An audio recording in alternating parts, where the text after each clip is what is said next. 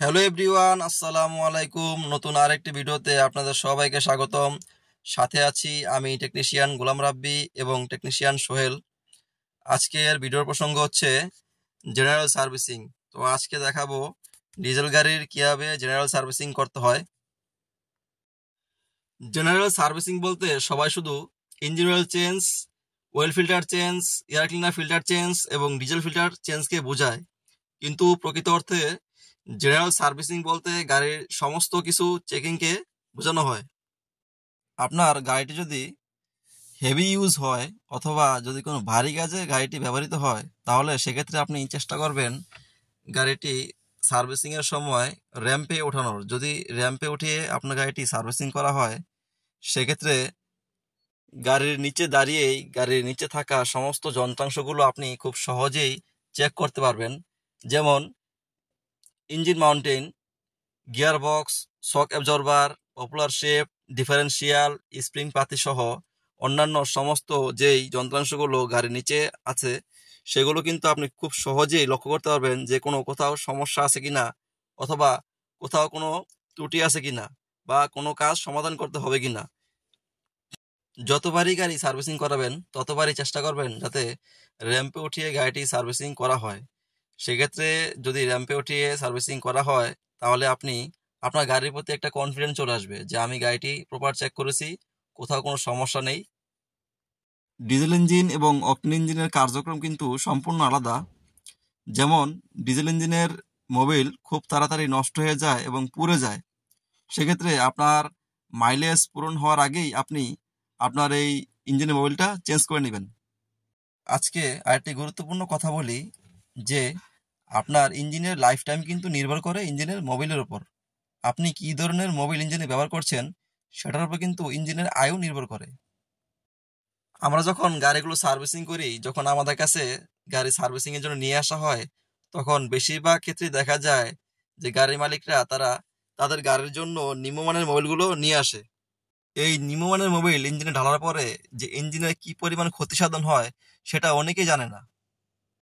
নিম্নমানের মোবিল বা কম দামি মোবিল ইঞ্জিনে ব্যবহার করার ফলে ইঞ্জিনে যে সমস্যাটা হয় সেটা হচ্ছে, ধরুন আপনি 5,000 কিলো পরপর আপনার ইঞ্জিন অয়েল পরিবর্তন করেন।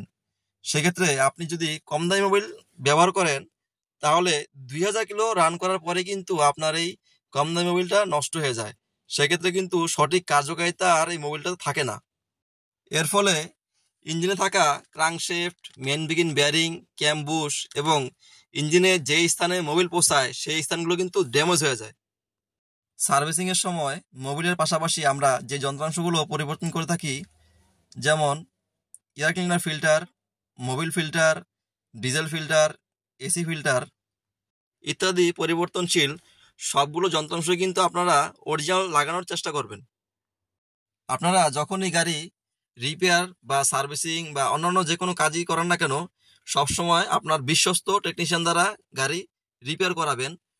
কখনো অদক্ষ বা আনাড়ি টেকনিশিয়ান দ্বারা গাড়ি কাজ করাবেন না, কারণ টেকনিশিয়ানের ভুলের কারণে কিন্তু আপনি অনেক বড় ক্ষতির সম্মুখীন হবেন। ইঞ্জিনের মোবিল পরিবর্তনের সময় সবচেয়ে উত্তম কাজ হচ্ছে ইঞ্জিন ফ্ল্যাশিং করা। ইঞ্জিন ফ্ল্যাশিং কি এটা অনেকে জানে না বা করতে চায় না। ইঞ্জিন ফ্ল্যাশিং হচ্ছে যখন আপনি ইঞ্জিনের মোবিলটা ড্রেন করবেন, যখন আপনি পুরাতন মোবিলটা ফেলে দিলেন, ফেলে দেওয়ার পর আপনি ধরুন আপনার ইঞ্জিনের মোবিলের ক্যাপাসিটি 5 লিটার, সেক্ষেত্রে আপনি 3 লিটার লুজ মোবিল আর 1 লিটার ডিজেল ইঞ্জিনে ঢালবেন। ঢালার পরে 4 থেকে 5 মিনিট ইঞ্জিনটা স্টার্ট করবেন। স্টার্ট করার পরে আপনি সেই মোবিলটা আবার পুনরায় ফেলে দিবেন। এর ফলে আপনার ইঞ্জিনের ভেতরটা সম্পূর্ণ ওয়াশ হয়ে যাবে। ইঞ্জিনের ভিতরে থাকা বিভিন্ন ধাতবের গুঁড়া এবং ধুলাবালি বেরিয়ে আসবে। ইঞ্জিনের ছোট যন্ত্রাংশের মধ্যে সবচেয়ে ব্যয়বহুল এবং দামি যন্ত্রাংশ হচ্ছে ফুয়েল পাম্প এবং ফুয়েল ইঞ্জেক্টর। এই জিনিসগুলো নষ্ট হয়ে যায় শুধুমাত্র ফুয়েলের জন্য। সবসময় ভালো ফিলিং স্টেশন থেকে ফুয়েল ফিলিং করবেন।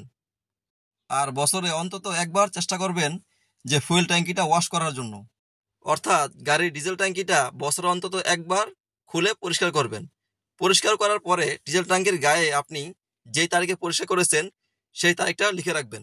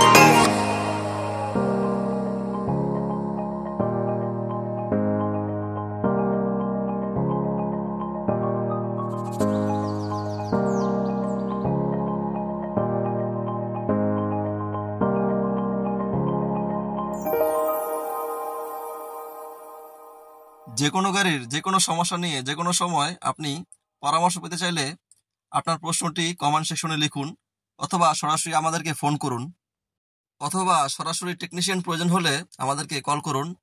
আমরা ঢাকা সিটির মধ্যে হোম সার্ভিস রিপেয়ার করে থাকি। আমরা শুধুমাত্র আপনাদের শিক্ষার উদ্দেশ্যে এই কন্টেন্ট তৈরি করি। অটোমোবাইল সম্পর্কিত সকল ধরনের ভিডিও আপনি আমাদের এই চ্যানেলটিতে পেয়ে থাকবেন। তাই ভিডিওটি ভালো লাগলে লাইক কমেন্ট করে চ্যানেলটি সাবস্ক্রাইব করে দিবেন। সবাইকে ধন্যবাদ। নিয়মিত গাড়ি মেনটেন্যান্স করবেন এবং সাবধানে গাড়ি চালাবেন। আসসালামু আলাইকুম।